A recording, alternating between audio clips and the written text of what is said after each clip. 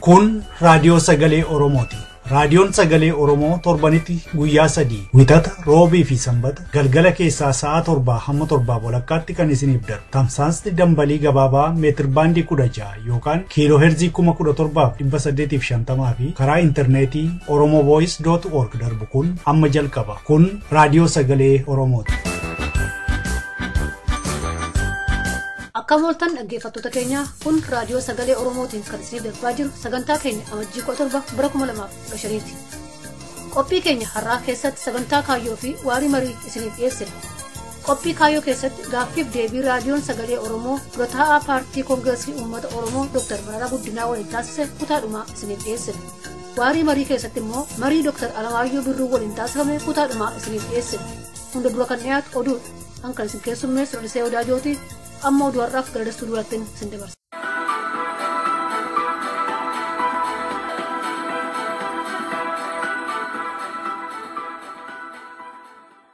Aanaa Jimmaa Horroo keessaa Oromoonni hidhamaa jiru. Kolleejjii barsiisota Jimmaa keessatti immoo barattoonni doorsifni nurra gahaa jira jedhani.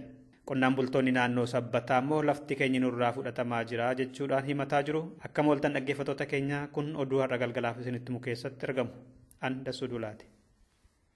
Godina Qellem Wallaggaa aanaa Jimmaa Horrootti sababa filannoon wal qabatee jiraattonni hidhamaa fi doorsifamaa jiraachuun dhagahame. Mana hidhaa Muuggiitti kamisa darbe Oromoonni 7 adda bilisummaa Oromootti shakkamaa turan qabamanii 5 ammayyuu hidhaa keessa jiru jedhani maddi oduu raadiyoo sagalee Oromootti. Sababa nageenyaaf maqaa kiyya naaf dhoksaa kan jedhan maddi keenyi kun humna tikaa fi hidhattoonni aanaa Jimmaa Horroo fi Dambii Doolloo keessatti namoota tarkaanfii adda bilisummaa Oromoo bara darbe achitti fudhateetti shakkamaa turan. Amma immoo filannoon wal qabsiifamanii akka hidhamaa jirantu nutti himani. Bara darbe jechuudha inni addaa waboo abbaasiidha tarkaanfii fudhatee turuun isaan yaadatama. Haaluma sanaa wajjin wal qabateen amma namoota 4 wayii hidhaa jiru. Kabarbaaddee fi maqaa isaanii illee kan ittiin wal hidhaa jiru. Doorsoonii fi garaasii dhugaatitti baay'ee ammaatee jira amma naannoo kanatti Jimmaa Horroo kana keessa jiru. Dhimma filannoo kanaaf jedhee mootummaan waan akka ibsaatii kanaaf fakkeessee gaafa kan isaa galgala jedhamu yeroo garagaraan gara nama 7 wayii fidanii ture kan keessaa nama 2 gadhiifamu uummatee namni 5 nama mana dabaa jira. Dhimma kana qulqulleeffachuudhaaf gara bulchiinsa aanaa fi poolisii Muggiitti bilbilee ture. የደውልላቸው ደንበኛ መስመር ስለተያዘ Qonnaan bultoonni naannoo magaalaa sabbataa jiraatan humnaan lafni keenya nurraa buqqifamaa jira jedhu. Lafti ni barbaadama jedhamee nurraa fudhatame ormatti gurguramaa jira kan jedhan bakka bu'aan qonnaan bultoota naannoo sabbataa bakka qubatan dhabanii Oromoonni biyyarraa bahanillee jiru jedhu. Guddachaa jirraa kan mootummaan jedhus ani gama kiyyaatiin guddachuun kun natti mul'anne jedhani.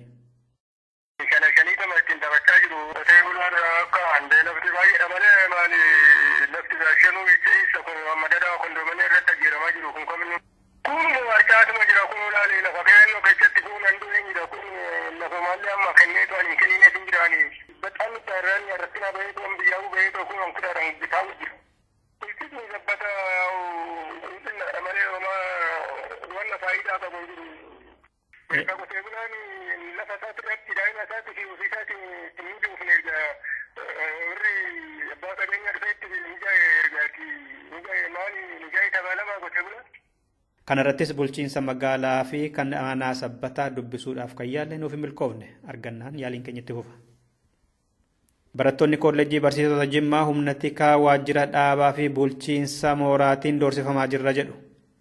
Shaakalaa barnootaaf baadiyyaatti kan isaan deddeebistu konkolaataa mooraa sanaa keessatti adda bilisummaa Oromoo fi waraana bilisummaa Oromoo faarfattanii jechuudhaan tajaajila dhorkatamaniiru. Sababa kanaan barattoonni 18 akeekkachiifni itti kennameera jedhe barataan achirraa isa dubbisne tokko.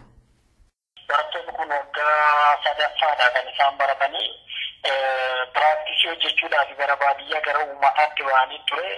Konkolaataadhuma kan kolleejjiidha kan geessee iddoo piraaktisii aanaa maannaa gaaroo gommaa isaan kanatti deemanii hojii kana hojjetanii yeroo deebi'an barattoonni konkolaataa keessatti isin adda bilisummaa Oromoo faarsituu waraana bilisummaa Oromoo faarsituu jedhanii kan dura konkolaataa mooraa deddeebisaa ture erga adda bilisummaa Oromoo faarsituu ta'ee konkolaataadhaan hin deemtan miila keessan hin deemaa dhaqaatii piraaktisii kanas hojjedhaa jedhanii biirootti waamanii doorsisanii ijoolleen 18 miilaan deddeebi'anii piraaktisii kana hojjechaa turan.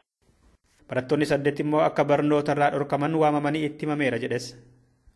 Ijoollee 8 amajjii 13,2015 beeksisni irratti ba'ee bulchiinsuma mooraa koolleejjii barsiisota keessatti waamamanii bulchaa koolleejjii barsiisota sanaa fi dabballoota kan duubarra dhimma waan tokko tuun qabaatiin achi keessa seenanii barattoota Oromoo doorsisuu fi barattoota Oromoo tiksuu adamsuu qofarratti kanneen bobba'antu jiru.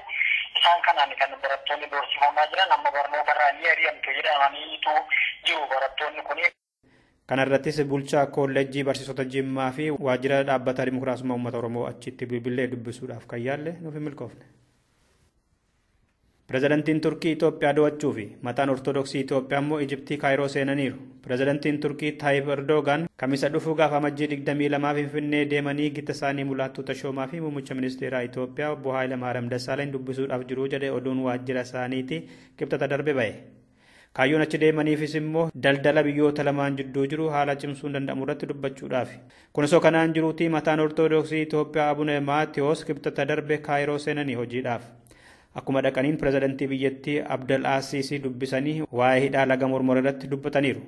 Asiisiin biyyi keenya guddina Itoophiyaa hin goomattu garuu immoo mirga itti fayyadamummaa laga Mormor irratti waliigaltee siyaasaa biyyoonni lamaan godhachuu qabu jedhan. Abune Maatiyos hooggantoota amantaa Kooptikii fi Musliimii Ijiptii waliinis wal arganii haasa'aniiru dhimma kanarratti.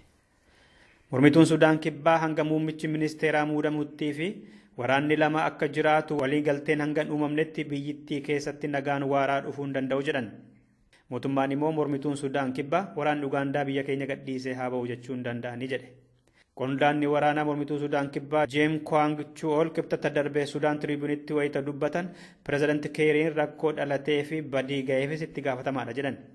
Nagaa buusuufiidhaafis aangoo muummicha ministeerummaa nuuf kenname nutii fi mootummaan waraana nagaa eegan adda addaa lama biyyittii keessatti yoo jiraate malee nagaan dhufuu hin danda'u jedhan. Ministeeriin dantaa alaa Sudaan Kibbaa Barnaabaa Maariyaal Beenjaamin eengadda Kaartum keessatti waraanni Ugaandaa biyya keenya keessa ture osoo lolli sun hin dhalatiin waanta ta'eef ammachi keessa haa baani jechuun sirrii miti jedhani marii jaarsummaa Chaayinaan horiitti baafteen booda. Dhumarrattis oduu gaddaa. Sabboontichi Oromoo Sheek Abdul Qaadir dhukkubaan har'a Saawud Arabiyaa Makkaatul Karaamaatti du'an. Sheek Abdul Qaadir sabboonaa sirna Haayile Sillaasee mormuudhaan biyyaa bahanii qabsoo bilisummaa Oromoof gumaacha guddaa gochaa turanii jedhu warri isaan beekan. Sheek Abdul Qaadir daaluudha nama beekamaa qabsoo Oromootii isaa namoota marraa tokko kuma Riyaala Suudiidhaa namni sun hin jira ilma Abdullahi Ganamooti fudhatee fuudhee Eertiraa waraana bilisummaa uummata Oromoo bira geessee Riyaala Suudii kuma 30 kennuun ni beeka. Ammas seenaa adda addaatu as keessa hawaasa waliin jiraachuuf nama wadhabee amansiisuudhaan nama bira dhaabachuudhaaf kutaa fi amantiin garaagaraan osoo adda hin baasin akka hawaasa Oromootitti namni guutuun isaan jalatti argamaa jechaadha. Sheek Abdul Qaadir Baalee ganda Shinaanaa Baaqaatti dhalatanii ijoollee 17 godhataniiru. Umurii 72tti har'a du'anii bakkuma jiraataa turan Saawudii Makkaatul Karaamaatti awwaalaman. Oduu wal fakkaatuun sabboontichi Oromoo obbo Araarsoo Boruus dhukkubaatiin kamisa darbe du'anii. Obbo Araarsoon umurii isaanii guutuu qabsoo bilisummaa Oromootiif gahee isaanii guddaa kan gumaachaa turanidha. Caayaa hawaasa Oromoo kan durii Jibuutitti akka gadi dhaabbatu gochuu keessatti mooraa qabsoo bilisummaa Oromoo keessatti tasgabbiin akka argamu gochuu fi hawaasa Oromoo Kanaadaa Torontoo akka inni itti gochuu keessatti gahee guddaa qabaachaa turanii jedha seenaan isaanii. Obbo Araarsoo Boruu Dirree Duwaatti abbaa isaanii obbo Muusaa Boruu fi haadha isaanii aadde Haloo Adamirraa bara 1952 dhalatanii jimaata kaleessa Torontootti awwaalamanii. Dhaggeeffattoota keenya oduu har'a galgalaaf qabnu kanumadha. Qophiilee keenya waliin turtii gaarii.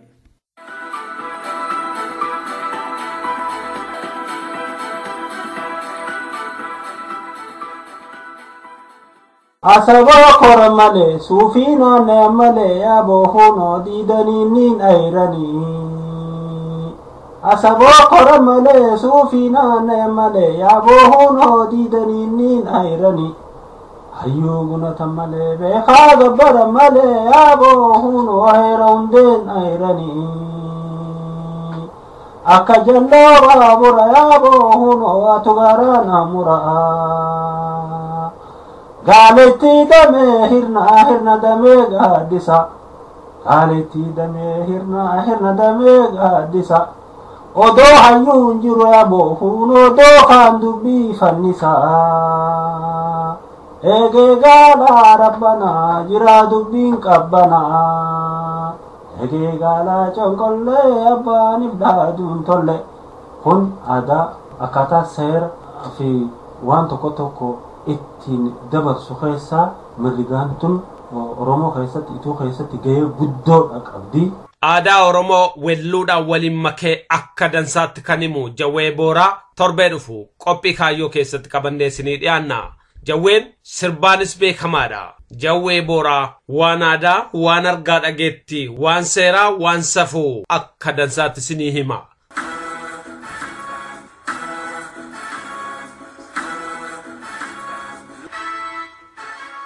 Qophii kaayyoo.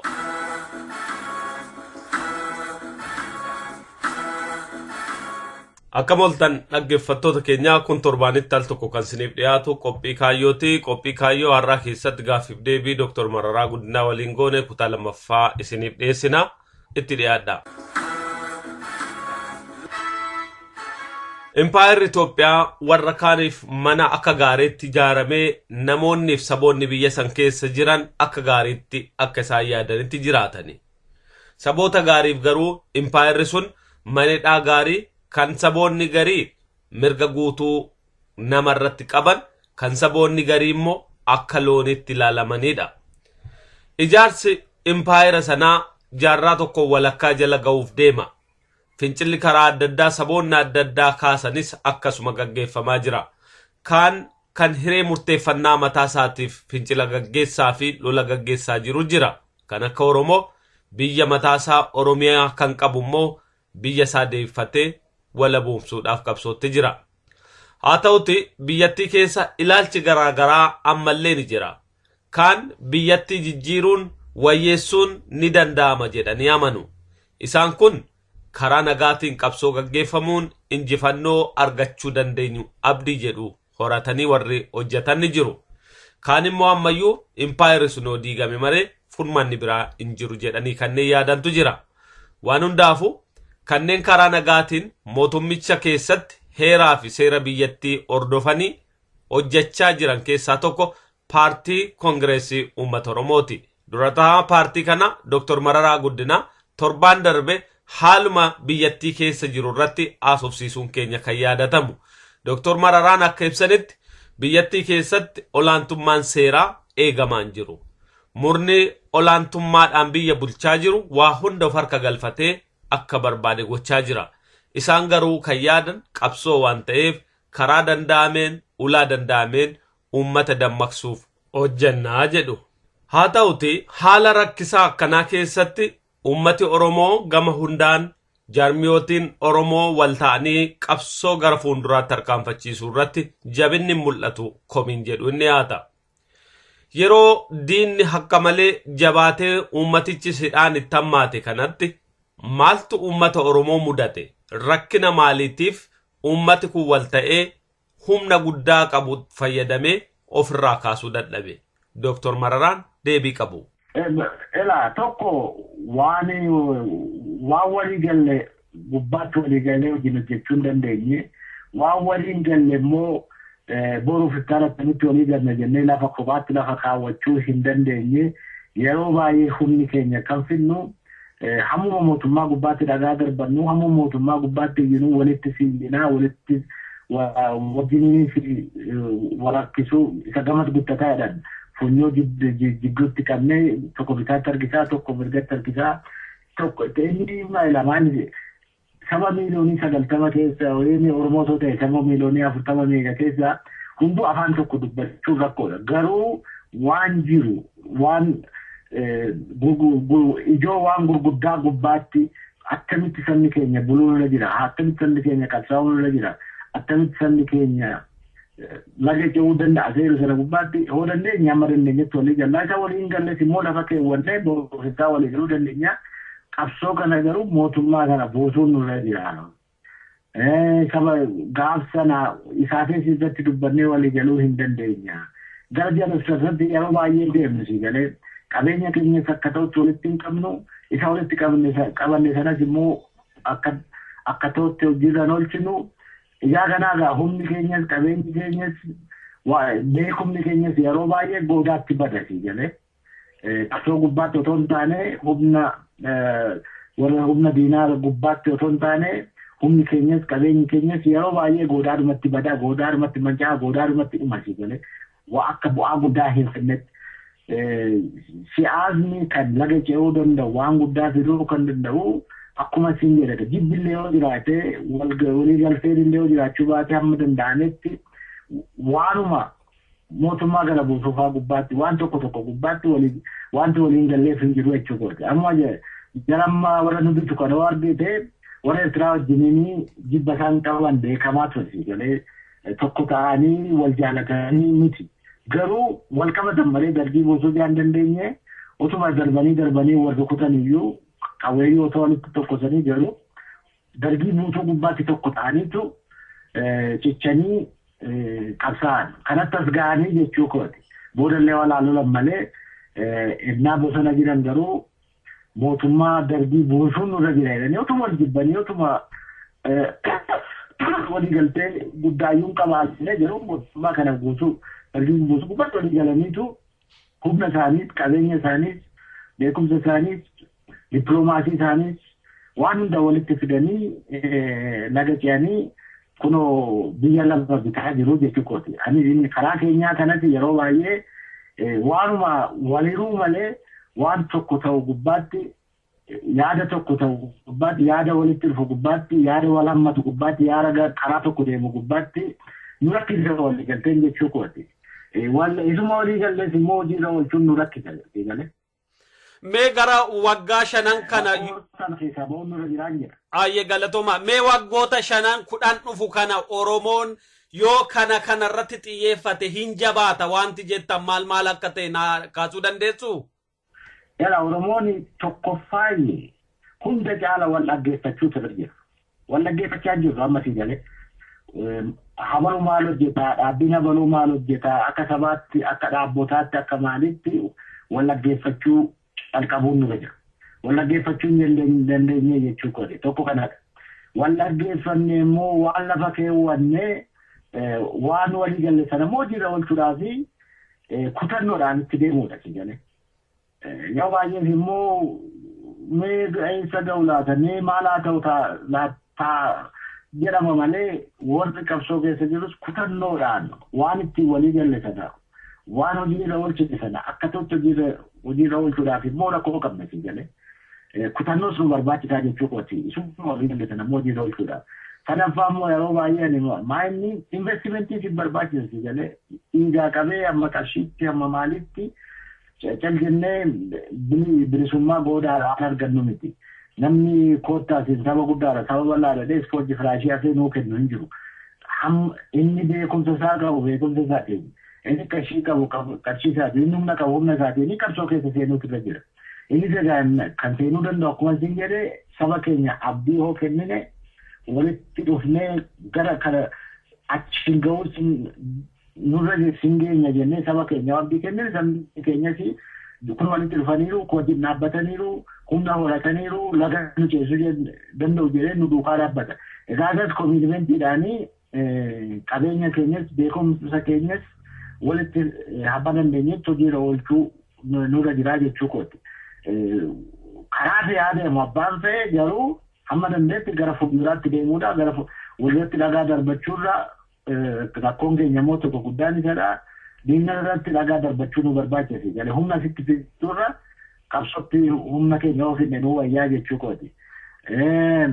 Ila waan akkasii kana hojjenne amma karaa mana waaqaa nama geessu karaa tokko duwwaa miti karma feenoo taane amma karaa siyaatoo karaa isaa deemu galma milli karaa kiiloo jiru faamman fudhannetti kadeenyuyyuu abduun eenyuyyuu jira oolchuu hin danda'u.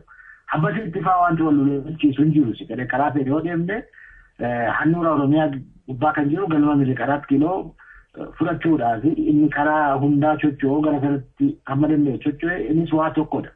Ijaa kana bal'inee dubbachuu walitti dubbachuu wallaggeeffachuu wallaggeeffannee immoo waan murteessinee lafa keenya immoo jala oolchuudhaaf immoo chocho'uu waan akkasii kun jaljinnee afaan dubbachuu otoo hin taane komitmentiidhaanii qabeenya keenyas beekumsa keenyas hunda hojii oolchuudhaaf waan akkasiidhaan wanta hojjechuun nurra jiru baay'eedha jechuu kooti. Kun saba guddaadha baata. Saba bal'aa saba guddaa kanaa jaljinnee ciimnee gamaaf gamana keenyee boo'uu iyyuu malee akka ta'utti humna akkamitti walitti dhufa. Beekumsa akkamitti walitti dhufa. Wanti baay'een akkamitti walitti dhufee laga ce'ee humna ta'ee bu'aa fiduu danda'a. Seeru sana gubbaatti akka ta'utti hojjechaa hin jirru jedhaa isa hojjenne nuti akka warakaanii otoo hin taane abdii baay'ee qabna. Saba bal'aadhaa saba guddaadhaa biyyumti kun iyyuu gaaffiin Oromoo gar tokkotti deemutti nagaadhaanii gar tokkotti deemuu hin dandeessu, jiraachuu hin dandeessu, sirni dimookiraasii jedhamus dhufuu hin danda'u. Isaan isa gubbaatti egaa hojii nu barbaachisaa jechuu kooti. Kana hojjennee fi bilisummaan fagoo waan jiru natti fakkaata. Hedduu fayyaa ta'a Dr. Mararaa sa'aatii keessan fudhattanii waan nuu kennitaniif ulfaadhaa yeroo biraas akkasuma wal qunnamna. Gaaffiif deebiin Dr. Mararaa Guddinaa waliin kutaa lamaan goones asumaan xumurama. Qophiin kaayyoos kanuma waan nu dhaggeeffattaniif hedduu galatoomaa qopheessee kanan dhiyeesse dhaabasaa waaq jiraatii torbee qophii biraatiin walitti aga deeminutti nagaan nuu tura.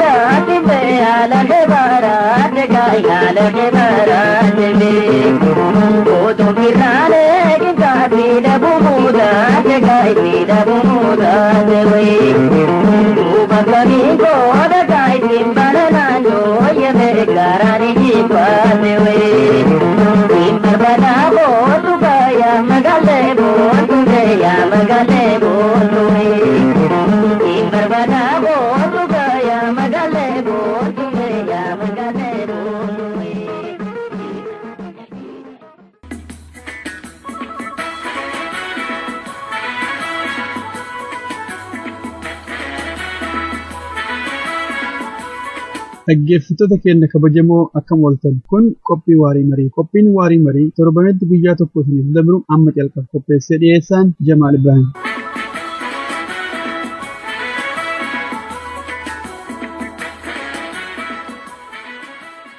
Dhaggeeffattoota keenya kabajamoo marii Dr. Alamaayyoo Birruu wajjin goone kutaa xumuraa qabannee dhiyaanneerraa itti dhiyaadha. Komii fi quurama hawaasa Oromoo keessatti yeroo hedduu dhagahamtu akka si gaafachuu barbaada. Dhimmi isaa dhimma hooggansaa ilaala. Namoonni baay'een yeroo wal morman qabsoon Oromoo galii akeekkatte walabummaa biyyaa bilisummaa sabaa wanni fiduu dadhabdeef gubbaa irraa hoogganoonni Oromoo ofii isaaniitiin wal facaasanii wal facaasinsa isaanii kana fuudhanii uummata keessas hawaasa keessallee waan gadi buusaniif tokkummaan qabsoo waan dhabamteef humni Oromoo laafte. Dhimmi kun ammoo deemee dhaloota haarawaa yoo kadhaqqabu taate baay'ee nama yaachisaa jedhaniitiin komii isaanii himatu. Dhimma kanarratti ilaalchi kee maal fakkaata? Gaadbiyaaf diyaaleektiksii rileeshinshiippiin uummataa fi liidarshiippii hedduu jiru. Uummanni cimaa ta'e. Uummanni eenyummaa isaatti riilii amanee uummanni qabsoosaaf murate. Gatiisa kamiyyuu haa ta'u kaffaleen biyya koddee tokko geessa jedhu hooggana dadhabaa baatee taa'uu hin danda'u. Ofirraa dhigata. Maaliif qabsoo keessa waan jiruuf hoogganni sun gargaarsa utuba uummata isaa malee jiraachuu hin danda'u kasinuu masaa. Isan dhoofsu jechuudha. Isan baatu jechuudha. Dhugaa qabna. rakkoos qabna jennee warri nu keessaa dhikkifatu kun dhugaa keenya sana bakkaan gabachuudhaaf tattaafannu ohoo ta'e gateetti liidarshippii dadhabaa ta'e ittiin baannee adeemnu godhachuu hin dandeenyu jecha ofirraa duruu ganne jecha kana gochuu dadhabuun keenya gaaffiinsa uummata keessas akka jiru argisiisa jechuudha jedhe. Agartee hoo uummatichi rafaa ta'e hoo uummatichi dadhabaa ta'e garuu hoogganni dadhabaa ta'es jiraachuudhaaf carraa argata jechuudha. Kanaafi dadhabbiin hoogganaa dadhabbii ummatichaatti argisiisa kana bare. Elektiinsiisa keessaa jalqabaa isa jedhu sana waliin eega seenaa keessa linnee dadhabbiin kun eessaa jalqabee eessa ga'e isa jedhu sana keessa lixuus nutti jira. Dhaqee waan nu keessa jirutu achitti calaqqisaa.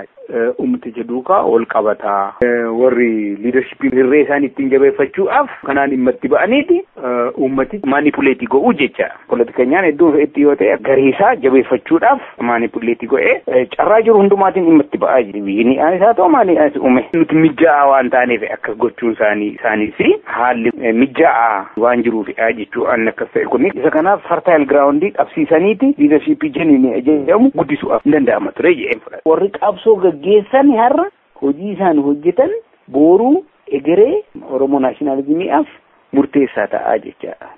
Amma yerootti adda bilisummaa Oromoo cimaa ture qabsoo kana iddoo tokkotti kurfeessee adeeme sanatti tokkummaan hubannoon abdiin baay'ee gara tokkotti luuca'aa ture. Gaafanni kun farakrakamuu qabu akkasuma yaanni namaas bakka adda addaatti faffaca'aa wal diduu wal mormuutti adeemee jechaadha. Kanaaf inni handhuura ta'ee qabsoo kana sochoosu dhugaa murteessaadha. Inni immoo mataan isaa inni socho'uu danda'u immoo uummata isaatiinidha. Uummanni isaa keessatti qooda fudhata ta'e qofa. Uummanni isaa sana keessatti foorsii ta'ee hoonni harka micciiree gara inni adeemutti yoo isa agarsiise qofa.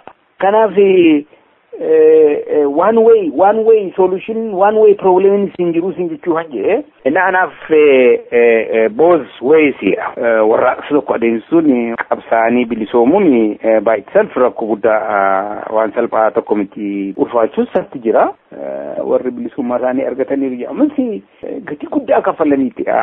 Warra Eertiraa kanatti fudhannee murannoo isaaniitti lolanii qindoomina isaaniitti lolanii fi hannuuti itti loluu wal biratti qabdee ilaalte dhugaama dubbi'aa fi cunqursaan silaa duratti cimaa nutu gadi qabamee ilaalama. Biyya kanaaf halagaa garuu kan isaanii keessatti maaliif cimee murannaan kun maaf cimaa ta'uu danda'e jettee yoo fudhatte seenaa keenya keessa kan galu eenyummaa keenya kanatti nu jalaa saamameera ofirratti amantaa dhabneerra jedheen fudhadha. Inni kun garuu dhalachaa jira amma. Anama differensii guddaan arga adda addummaa guddaan arga jenereeshinii isa har'a dhalatee fi jenereeshinii keenya keessatti murannaa irrattis ilaasha irrattis raashinaalaayzeeshinii qabsoo kana irratti adda addummaa guddaan arga. Jenereeshiniin haaraa kun ilaalchisaa bal'aadha murataadha tokkummaa baay'ee cimaa abdii kan nama laachisiisuudha. Kanarraa ka'ee yoon ilaalu dukkana miti anan argu ifaaniin argu fuuldurri keenya dukkana miti jedheen an abdadhaanii karaa ko'aaf. Kanaaf jenereeshiniin booruu akka keenya